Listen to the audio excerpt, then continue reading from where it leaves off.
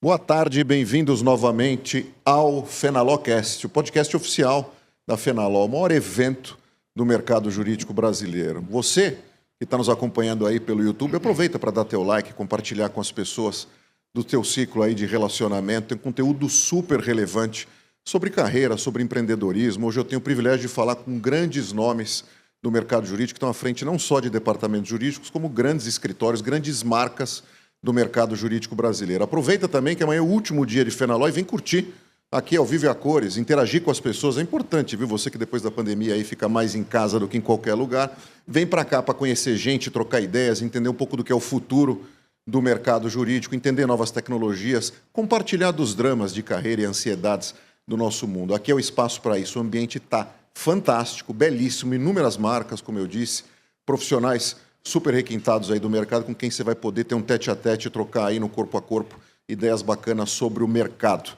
Eu sou o Fábio Salomão e sou o apresentador do dia de hoje, nosso segundo dia de Fenaló Cast aqui em São Paulo, no Shopping Frei Caneca. Para finalizar e arrebatar o nosso dia de grandes entrevistas, grandes bate-papos, a gente vai ter a nossa última hora com o Amir Bocaiúva Cunha, que é o Managing Partner do BMA Advogados. Amir, obrigado pela tua presença. Vai ser um prazer bater esse papo contigo. Pode esperar perguntas mais pessoais, mais profissionais. A gente vai fazer um tempero desses dois universos do nosso papo. Obrigado, é uma honra fazer esse papo contigo.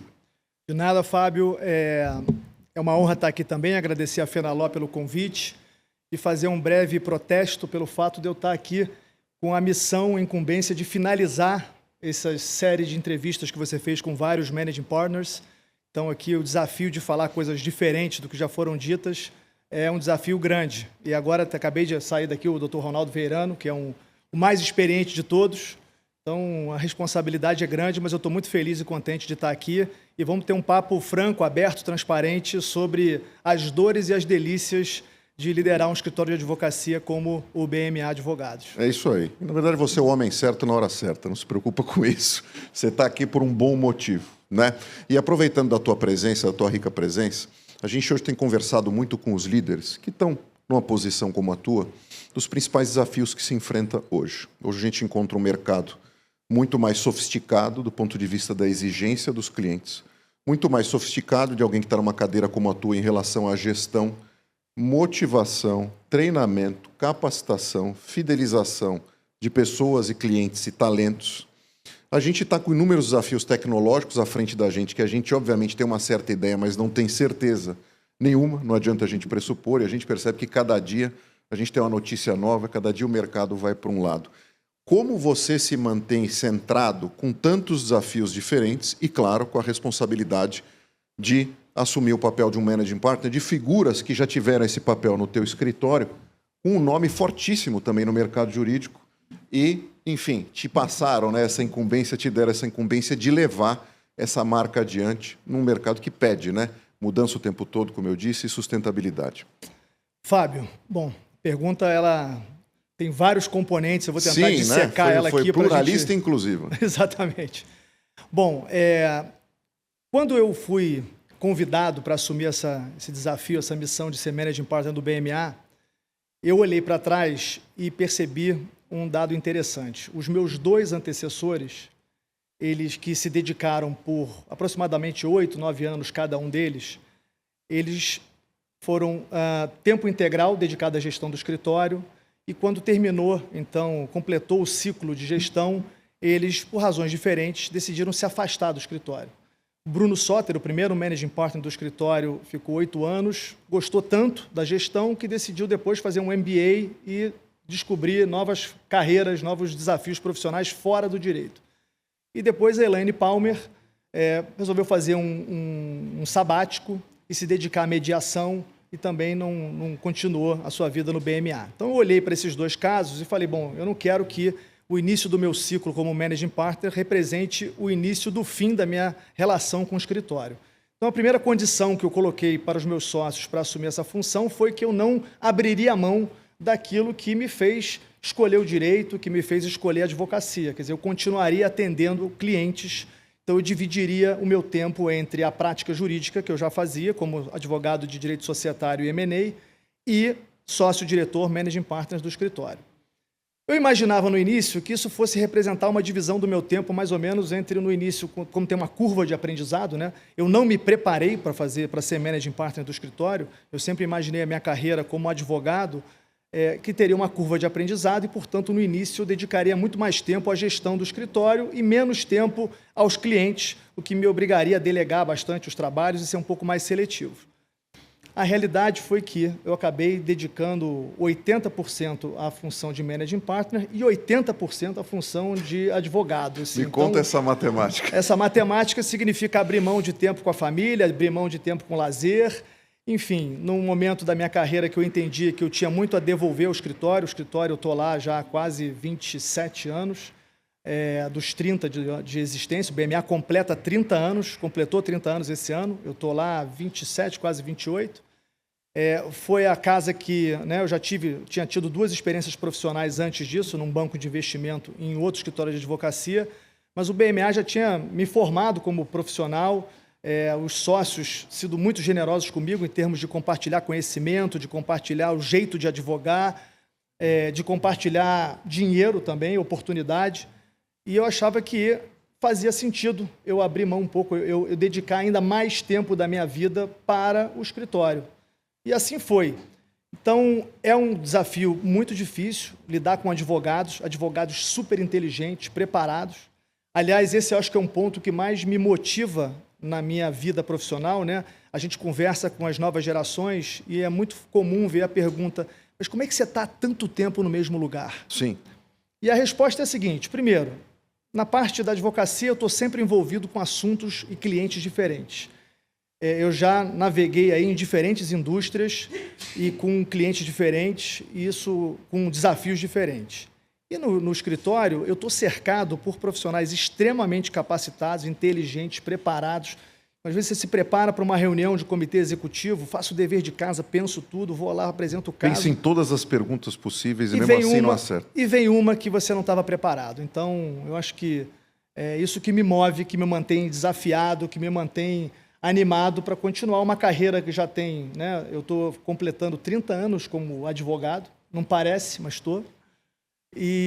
Mas é o que me move para frente e me mantém motivado no dia a dia. Quando você pensa na história do BMA, me corrija se eu estiver errado, né? Mas é um exemplo importante de um escritório que, vou dizer que nasce, mas ele tem um formato mais regional, mais ligado à geografia do Rio de Janeiro. E aí começa a ter um crescimento exponencial em São Paulo. Claro que isso teve um planejamento, você viveu isso lá dentro, viu como isso é. Como estar à frente hoje de um organismo que é maior, mais complexo, com praças que têm, às vezes, práticas, né, ou maneiras de fazer negócio diferentes? Como é que o Amir se desdobra para cobrir essas frentes diferentes e poder ser inúmeros personagens? Você tem que, né, não só advogar, como o seu managing partner do escritório, e você também tem que ser não só esse advogado, esse managing partner, com os regionalismos que cada escritório pede. Como é que é isso no teu dia a dia? O BMA nasceu no Rio de Janeiro, ele tem um DNA carioca na sua origem, mas o BMA foi fundado em abril de 95 e em 99 ele chega em São Paulo e se estabelece aqui. O Paulo Aragão, naming partner do escritório, né, não preciso apresentar o Paulo. Sim. Ele se muda para São Paulo e vem para cá com alguns outros sócios. E eu gosto de falar o seguinte: o escritório ele é um escritório só, tá? Então eu não enxergo nenhum regionalismo. O BMA é um escritório integrado. O escritório de São Paulo hoje ele é tão grande quanto o escritório do Rio. A gente nunca perdeu a importância, a relevância no mercado carioca, mas atendendo clientes de todo lugar do Brasil, tá? Depois Brasília, naturalmente, também é um escritório importante pela proximidade com todas as autoridades, as agências, as cortes superiores. Mas eu enxergo o BMA como um escritório só. Então, regionalismos à parte, a gente considera uma coisa só. A gente enxerga as áreas de prática como uma área só, não tem Rio, não tem São Paulo. É um escritório integrado, multidisciplinar, que se propõe a trabalhar em assuntos de algum nível de complexidade, com ideias criativas, pensando em agregar valor para o cliente, em ser parte da solução e tentar se colocar como um parceiro do seu cliente, vestir a camisa. Eu acho que isso sempre marcou o DNA do escritório. O escritório sempre foi muito aguerrido, muito né, no sentido de vestir a camisa, tomar as dores do cliente, tomar as dores do cliente e tentar, né, ajudá-lo a navegar. Eu costumo dizer uma frase que eu aprendi na minha carreira, que os nossos clientes eles não têm problemas jurídicos, eles têm problemas. A parte jurídica é um contorno desse problema. É o ferramental que você vai entregar. A gente tem que entender isso, né? Saber que não adianta eu colocar aqui tem um risco, aqui não pode, e entender que a parte mais importante do cliente é tomar decisões. Nenhuma decisão é livre de risco e a gente tem que ajudá-los nesse processo de tomada de decisões para que as coisas funcionem e tenham menor exposição a risco possível. Você fez um comentário agora importante, ou seja, existem essas questões óbvias, geográficas, CEPs, diferentes, mas é um escritório só. Quando a gente tem uma frase como essa, é um escritório só, isso, claro, nos leva para um assunto muito forte do dia de hoje, e que tem que estar mesmo na boca de todo mundo que está à frente aí de estruturas do mercado jurídico, que é a cultura. Isso demonstra que é uma cultura muito forte, ou talvez muito trabalhada, ou evoluída, né? Foi sendo trabalhada ao longo do tempo. Isso está muito claro, e acho que algum depoimento que você deu aqui em relação a como vocês lidam com o cliente, gestão de pessoas, o fato de você também continuar querendo advogar, isso acho que vai falar muito, né, da cultura de um lugar.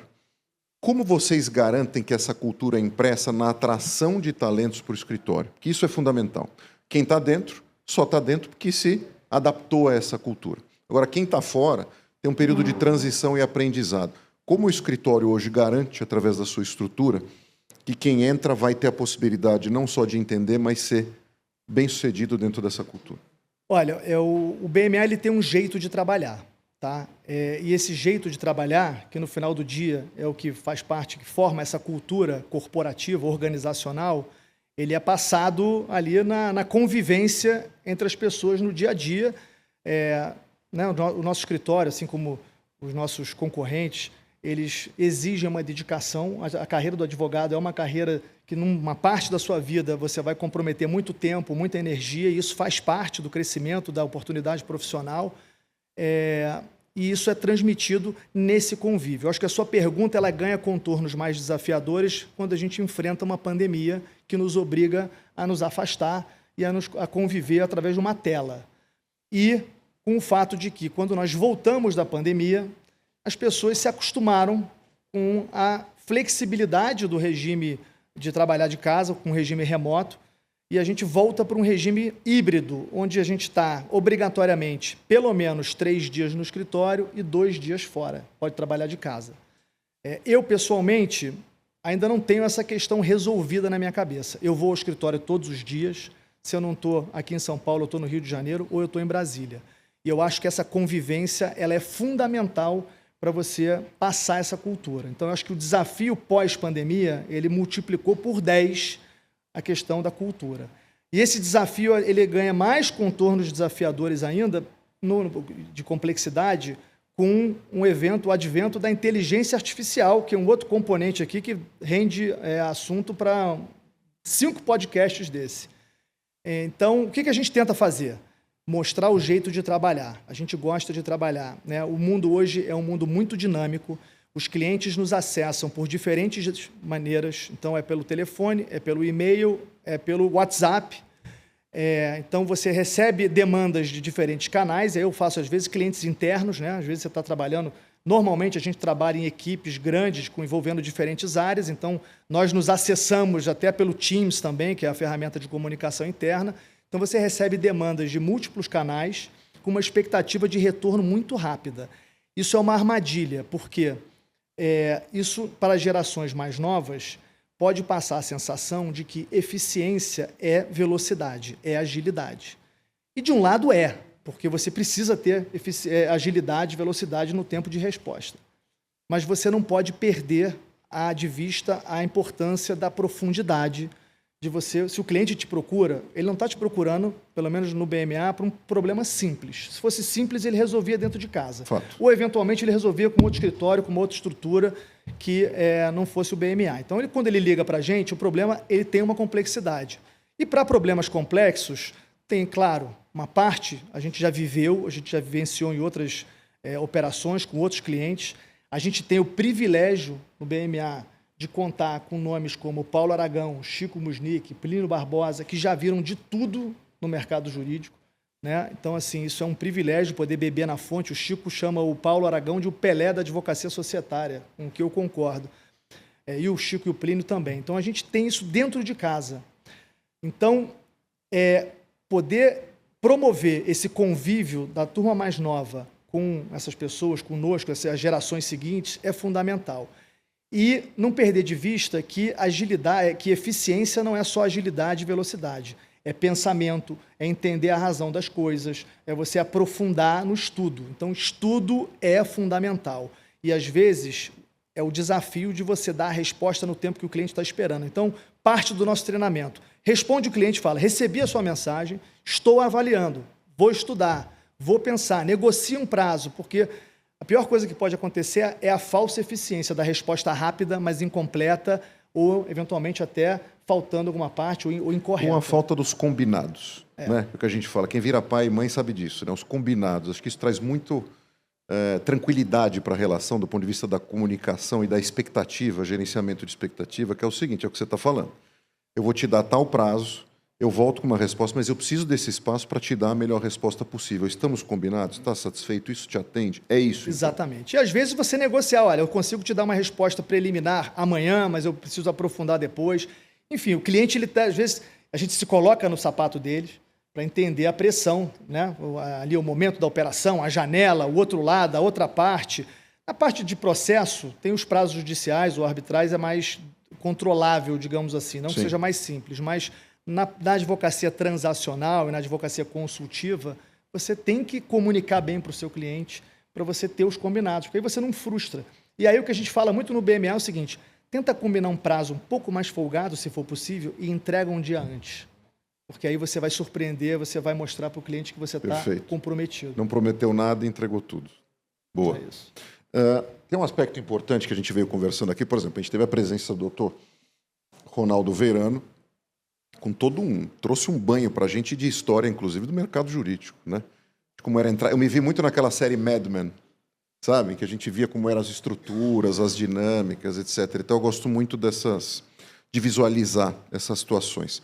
Uma das coisas que eu tenho curiosidade de visualizar é o seguinte, que foi um papo que eu tive com o Fernando Serec, do Tosini, porque você foi sócio, o escritório ainda é sócio, e na posição de sócio você tem diversos pares.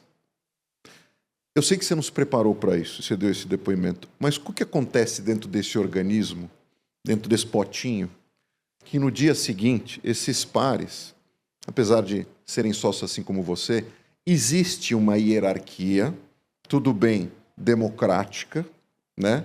E o entendimento de todos da tua função. Mas como é que é esse dia seguinte, onde ontem eu era par dessa turma toda e agora eu não sou um imperador, nem um ditador, mas eu tenho uma posição diferenciada em relação a essa turma. O que muda? Eu não sei se eu vejo isso como uma hierarquia, ainda que eu reconheça que seja, né? Porque eu tenho a responsabilidade, acima de tudo, de liderar, de conduzir, de dar o norte. Então, o que eu faço? Assim, eu reconheço as minhas limitações e eu reconheço o fato de ser cercado de pessoas, como eu falei, muito preparadas, muito inteligentes. Então, conversa, entendeu? É conversa, é ouvir. Eu estou pensando em por aqui, o que você acha? E aí buscar, né? Porque a graça de um escritório tá na diversidade de sócios. Né? Você tem os sócios com a cabeça mais de litígio, de contencioso, você tem sócios com cabeça mais transacional, você tem sócios com mais uma postura, às vezes, com mais energia, você tem pessoas mais tranquilas. Então, dependendo da circunstância, você buscar os seus aliados. Eu gosto de dizer que o BMA é uma rede. Tá? Eu gosto muito de usar essa metáfora, é uma rede de apoio. Quando eu comecei a trabalhar no escritório, ele era muito menor, era muito mais difícil você se desincumbir de uma tarefa ou buscar apoio, porque tinha menos gente, muita demanda. Hoje em dia, o escritório é mais estruturado, então é uma rede. Então é você identificar quem é aquela pessoa que naquele assunto pode trazer uma contribuição, trazer um olhar complementar ao seu, diferente do seu, te desafiar, contestar. Então, assim, nas decisões, geralmente eu faço isso, eu converso muito com diferentes sócios, testo as minhas ideias, às vezes eu encontro discordâncias, mas às vezes as discordâncias servem até para confirmar a minha convicção. E às vezes não, para eu perceber que eu devo tomar um caminho diferente. Então, Eu acho que é isso, é conversa. Advogado por natureza, tem uma certa carência. Acho que a vaidade do advogado também traz uma certa carência de gostar de conversar, de gostar de se fazer ouvido. Então, você, com humildade, de saber que você não é dono da razão, abertura e transparência, e aí um dado importante também, que eu acho que é uma palavra que cai bem, vulnerabilidade. Todos nós somos vulneráveis. Nós temos nossos defeitos, nossas fraquezas, e você mostrar, porque às vezes o advogado tem dificuldade de mostrar de vulnerabilidade, especialmente se ele está num ambiente onde não há confiança. Então, se você é capaz de se mostrar vulnerável, mostrar que você tem dúvida, que você não tem certeza, que você não sabe, que você está pensando se pode ir por aqui ou por ali, isso traz a pessoa para perto, entendeu? Você abre o kimono, você fala, cara, eu não sei aqui, o que você acha? Isso aproxima muito e cria esse ambiente de rede, de confiança, entendeu? Em ambiente de entrevista, a gente vê muito isso, Amir. A gente que trabalha com recrutamento e assessment e mentoria de carreira. Tem muita gente que, pelo fato de não ter tudo no perfil, e acha que tem que ter tudo no perfil, até porque isso é humanamente impossível, Pois é. Sejam competências técnicas ou competências comportamentais, se sente ou não merecedora ou esvaziada da cadeira que poderia ocupar.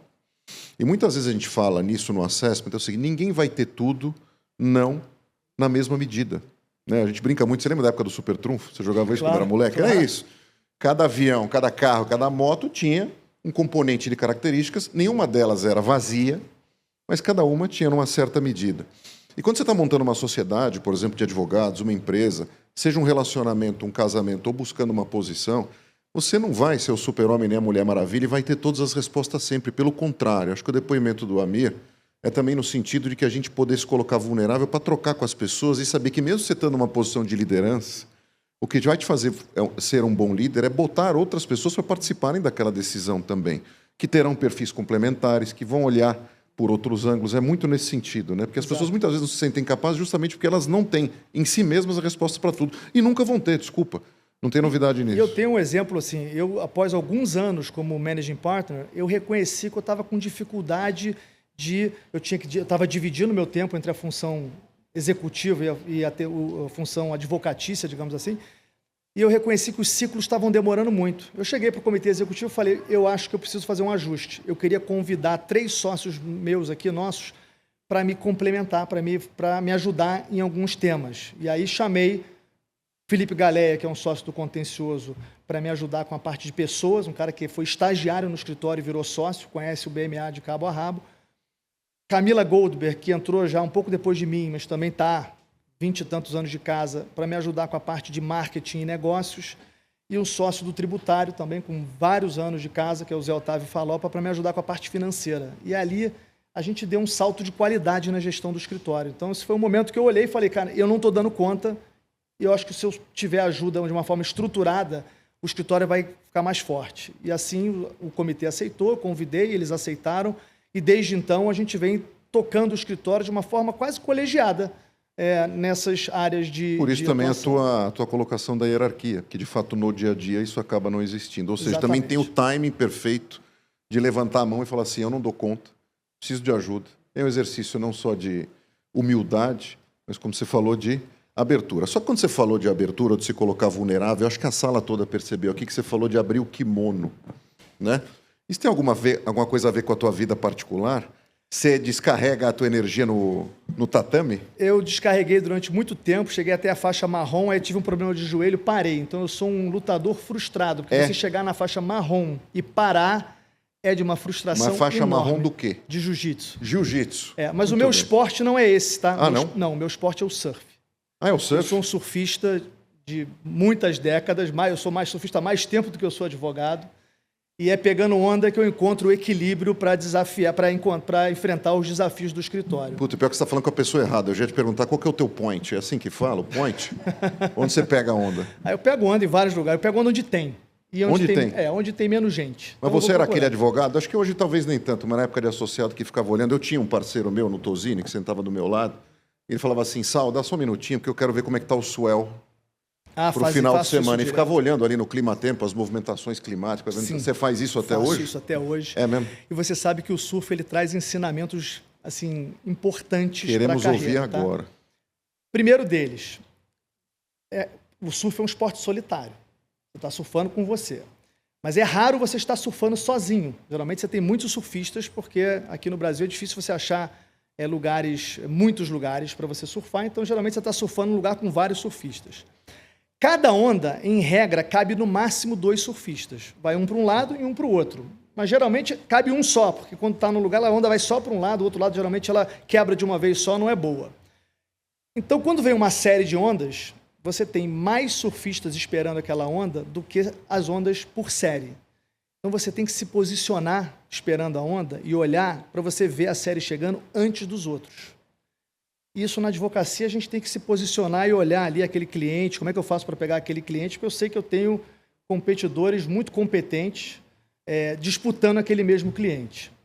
Um outro ensinamento é o seguinte, não raro você está surfando, você cai e dependendo do tamanho da onda, você fica um tempo rodando embaixo d'água. Se você não souber manter a calma, um caldo que dura no máximo uns 10 segundos, você não fica mais do que 10 segundos, eu estou falando daquelas ondas em Nazaré, de jet ski, não, aquele é um outro esporte. Claro. Se você não aprender a manter a calma, uma situação que pode ser absolutamente corriqueira, de você sacudir um pouco embaixo d'água e depois voltar para pegar a respiração, pode se transformar numa situação de pânico. E muitas vezes você está em situações de estresse no trabalho, meio precisando entregar, com uma confusão, um negócio, uma pressão muito grande em cima de você, e você lembra que, calma, mantenha a calma, respira, porque vai passar e você vai chegar na superfície para respirar de novo. E não raro, você está sentado, né? O surf é um esporte que você fica 2 horas pegando onda, mas em cima da prancha numa onda você fica 10 minutos. 90% do tempo você está sentado em cima da prancha. Sentado ou remando. Aí você está pensando, e aí vem aquela ideia para aquele problema do cliente, ou para aquela ideia para uma questão do escritório. Então, assim, os insights, eu tenho muito mais em cima de uma prancha esperando uma onda do que no banheiro tomando banho, como muitas pessoas. Olha quantos ensinamentos. Ninguém aqui nessa sala aposto que achou que ia ouvir de kimono e de surf e que ia poder fazer um paralelo do mercado jurídico com o surf. E o Amir conseguiu. Achei ótimo esse exemplo. Tem uma coisa que todo mundo fala hoje, o pessoal dá nome para tudo, etc. Então é que a gente chama de mindfulness, né? Se tem um ambiente que, de fato, a gente consegue encontrar o mindfulness, pelo exemplo do Amir aqui, é o surf, né? Porque uma coisa importante também, a gente fica muito pouco com a gente mesmo, né? Ou você está com o celular, ou você está com alguém, ou você está com um livro, mas você conviver consigo mesmo é inevitável ali, né? Eu espero que não lance um celular para dentro d'água. Isso aqui, eu espero que isso vai acabar com esse momento. Né? Daqui a pouco vai ter isso também, para atrapalhar. Eu espero que não. Para atrapalhar o teu momento. Porque, de fato, é isso mesmo, é a natureza, é a própria integração. Você depende da natureza para você praticar aquele esporte. Então, é um momento de mindfulness absoluto. E de se reequilibrar. Exatamente. Né? Para achar a melhor versão do Amir. Amir, está terminando, infelizmente, o nosso papo, que eu estou adorando, até porque a gente foi para lugares que ninguém aqui imaginava, inclusive de cenografia, né? Somente a gente que está aqui quase na criogenia, na nossa sala, porque está frio. Aqui o ambiente, eu pensei naquele sol na praia, o Amir lá, a gente batendo aquele papo, surfando. Eu não surfo, mas um dia, de repente, você pode me aprender. Me fala uma coisa, que mensagem você passaria hoje para quem está olhando para o futuro da advocacia? Eu sei que é uma pergunta difícil. E está com uma angústia gigante, com incertezas em relação à sua atividade, ao seu trabalho em si, ao quanto isso vai ser sustentável, essa atividade. Vou te dar um exemplo. Eu estou esse domingo agora, vou estar numa faculdade de Direito, e pediram a minha presença como recrutador para falar com os pais que a preocupação, enquanto as crianças estão fazendo o vestibular, eu vou conversar com esses pais, porque a grande preocupação dos pais é o quê? Empregabilidade. Mas empregabilidade muito menos a ver com o dia de amanhã, mas sim lá na frente. Que mensagem você pode passar da tua experiência, da tua visão e da tua posição para essa turma? Se quiser, inclusive, com aquele olhar de jiu-jitsu e surf, bronzeado naquela câmera ali. Bom, vamos lá. Primeiro, a advocacia é uma carreira de longo prazo. Então você precisa ter resiliência. Tá? Não é uma corrida de 100 metros, está muito mais para um Ironman.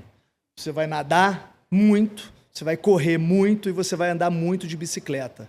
Então, saiba disso. Agora, é uma carreira que oferece uma gama de oportunidades profissionais. Você pode ir para a advocacia de um escritório, para um departamento jurídico, você pode empreender. Olha quantas legal techs a gente tem aqui na Fenaló. É incrível ver a profusão de empresas no mundo jurídico que não são escritórios ou departamentos jurídicos de empresa. E é uma profissão que você tem que sim se dedicar muito, tá? Mas eu acho que, porque existe uma falsa percepção que é importante, de qualidade de vida. qualidade de vida é importante. Eu me dediquei muito ao meu trabalho, continuo me dedicando, e nem por isso eu acho que eu deixei de ter qualidade de vida, porque eu vejo essas gerações mais novas querendo encontrar um equilíbrio entre a vida profissional e a vida pessoal, mas você precisa encarar o fato de que durante um pedaço da sua vida, se de fato você faz o que você, né, se você tiver prazer no que você faz, você vai ter que se dedicar bastante àquilo. E o direito é uma profissão que você casa com ela no sentido de que as leis mudam, então você precisa permanentemente estudar. E mesmo que não mudasse, as fontes do direito são inesgotáveis. Sim. Então, assim, resiliência, muita tranquilidade de saber que os momentos de tensão, estresse passam. E, assim, é um mundo que oferece uma gama enorme de oportunidades.